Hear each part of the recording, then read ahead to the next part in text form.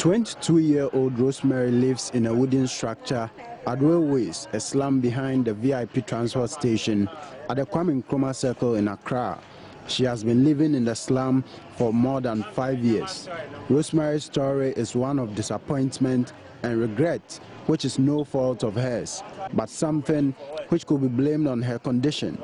She is an albino, and because of this, her ambitions were cut short. Like any other child, Rosemary had dreams of becoming someone important one day. She wanted to be a nurse to help others. But like many albinos, Rosemary has a visual impairment which made schooling difficult. Na me call school, but na manual harm to me. I had an eye defect, so I couldn't finish schooling. I dropped out in class 5. When writings on the board are small, I can't see, but I can when they are bigger. I'm always the only one left in class when we go on break, because that's the time I used to copy my notes. So I got discouraged and stopped schooling. In class 1, my teacher was very understanding. I told him my problem, so he always wrote my notes for me after lessons. According to Rosemary, her new teacher was not patient enough to assist her cope in class. Frustrated, she dropped out.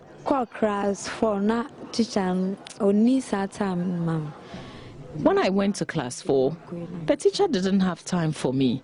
So I was discouraged and dropped out. When the writings are big, I can see, but when they are small, I can't see. My grandmother had no help, so she was even excited that I had dropped out. Things could have been different if my parents were around. Rosemary's inability to complete school due to her disability highlights the plight of children with albinism in Ghana. For the lucky ones, they could go through school to secure their future through education. But for others who are unable to cope, like Rosemary, they become paupers. Rosemary is now an attendant at a chop bar at the Adabraka market in Accra, far removed from the nurse she wanted to be. Even after school, getting a job is a Herculean hurdle. The director of the human rights group, Amnesty International, Lawrence Amesu, says more must be done by all to end discrimination against albinos. Every human being, once you are born as a human being, you come to this world with fundamental human rights. And albinos have rights to live as human beings, as we all know. There are also several myths about albinos which are not true, and the president of the Albinism Association of Ghana. So that's just a story to be the precursor for our discussions on the subject of albinism. And we know that the International Albinism Awareness Day falls on June 13. And of course will be marked this year as well. But more importantly, especially in these times and in the world of those who are albinos, what really are the difficulties and challenges that they tend to go through, and how can we make sure as a society we also make it a lot more healthy for them to live as normal persons, because we've been told consistently that they are discriminated against, there's constant stigmatization, and there's the lack of progress as far as from society towards those who have the challenge of being albinos. I have in the studio the president of the the Ghana Association of Persons with Albinism. He's the national organizer and advocacy officer, and Abdul Wahab is my guest for the morning. And Adam, how are you? I'm fine. All right. Thanks for joining us in the studio. Now, we know it's a day set aside, June 13. Yeah. When did we start marking the day worldwide? Actually, on the 13th June 2013 was the first time UN resolved issues relating to albinism. So, under the same sun, an organization for persons with albinism, in collaboration with other human rights instruments, proposed to the UN to actually put a day aside for the celebration. So on the 19th of November 2014, US actually declared 13th June as International Albinism Awareness Day. And the purpose behind this is to educate the public on what actually albinism is and to break certain myths around albinism that have often led to stigmatizations of persons with albinism. Okay, well, thanks, and that also leads me to my next question. What really scientifically leads to albinism, and what does it mean if they say somebody is an albino? Albinism, according to science, is an inherited genetic condition that is characterized by lack of pigment. And when you also look at dictionaries, tells us that albinism comes from a Latin word albus, which means white. So it means that persons with albinism are white in complexion. And because the albinism also affects the eye is also exceptionally white in color. How come albinism affects the eye, and which other organs of the body are also affected by it? Yeah, we have two types of albinism actually. The first one is the ocular albinism. That one affects only the eye. So the person can be as black as anything, everything normal, but only the eye will be affected by albinism. And this is common in boys. When you see a person who is affected by the eye, you see that when the eye is exposed to light, it's sensitive, so it tends to move faster. So the person also finds it difficult to see as other people can see. So they don't actually have color problem, they don't have problem with the sun, and they don't also have problem with the stigmatization of the society. And the other one is the oculocutaneous albinism. That one, in the simplest language, we can say complete albinism. That one affects the eye, the hair, and the skin.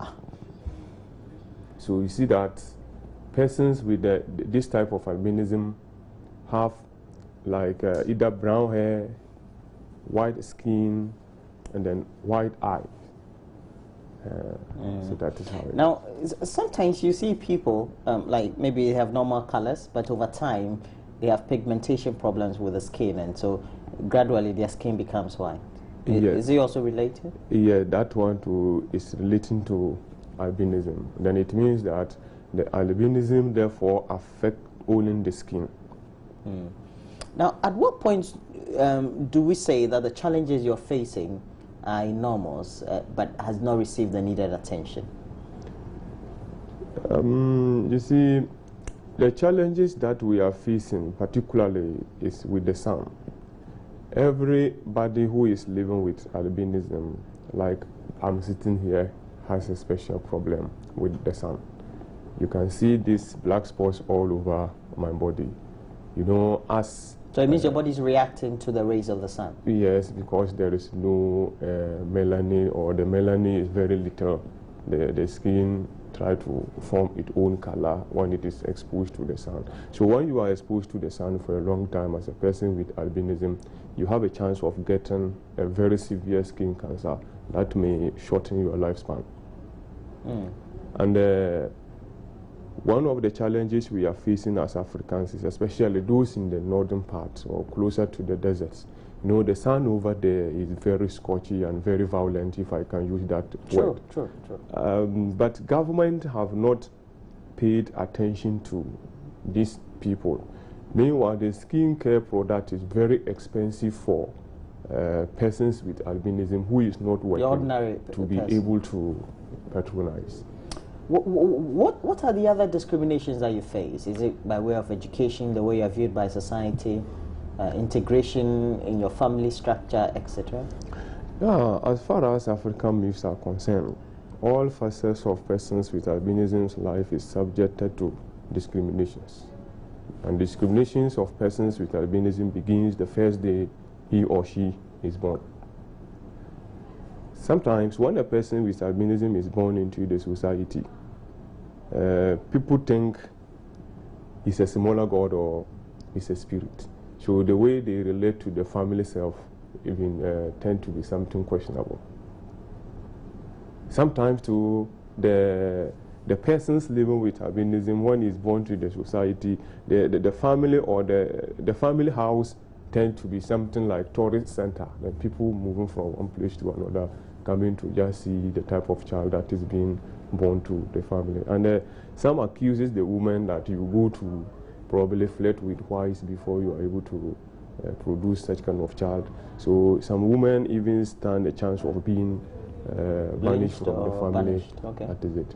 And another worse problem that persons with albinism is facing in Africa is, in some areas, persons with albinism are being used for sacrifices. And then people have a perception. You mean ritual? Okay. Yeah. Voodooism. Yes.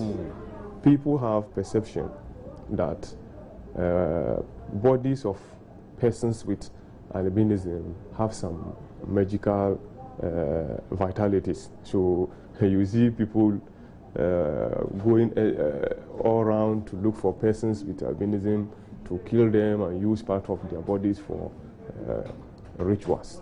So this is becoming very serious and then pose danger to the life of persons with albinism. What about education? Do you Yeah. get access? And if you go to, if you finish school, do you easily get jobs? Yeah, even the problem starts at the very time that you begin to school. You know, because persons with albinism has problem with the eye, when you are sitting far away from the board, it's very difficult to actually see. So you need to get closer to the board, and as you are getting closer to the board, you see your colleagues will be saying all kind of words about you. In some cases, people refer to me as a monkey just because I wanted to get closer to the board to be able to copy the note from the board. Sometimes you get a teacher who may have patience for you and try to help you in many ways. Other times you may get a teacher who, excuse me to say, may be like an educated illiterate. He's actually educated, but the way he behaves does not really match his level of education. He treats you like you are not a human being. So sometimes this poses some challenge to persons with albinism, and some of them end up dropping out of school. So having struggled to complete tertiary institution or any other professional institution, getting job too becomes another problem. Because you are discriminated against. You send a letter to any institution looking for job, people will just look at your color, look at your condition as a person with albinism. That's depressing. They will forget about you. Okay, we know that the day is June 13. Do you have any activities you've lined up for the period? Yes, we have a lot of activities that we've lined up for the period. And the first thing we have to do is in the morning, we will do what we call street floating. We move around some principal streets in Accra to create awareness. Then from there, we will move to GFD Hall at Accra Rehabilitation Center to listen to some lectures from some dignitaries who include medical doctors, etc. Okay. We'll have to bring you back into the studio when the day is getting closer so that we'll have a lot more chat with you on the subject so that we relate to the events of the day in itself. And thanks for joining us this morning. And we've had in the studio Adam Abdul Wahab. He's a national organizer and Advocacy Officer for the Ghana Association of Persons with Albinism. Thanks for joining me, Adam, and I hope to have you again before the 13th of June 2015, so that we get to relate better with the issues and the activities you've marked for the day. All right, thank you. And that'll be it for our discussions on the subject of discrimination by society to persons living with albinism. Next, we have to look at what the major trending stories are and various discussions that are currently on the social as well as the mainstream media platforms on AM Talk. And my guests will be introduced shortly. Do stay on hold right now.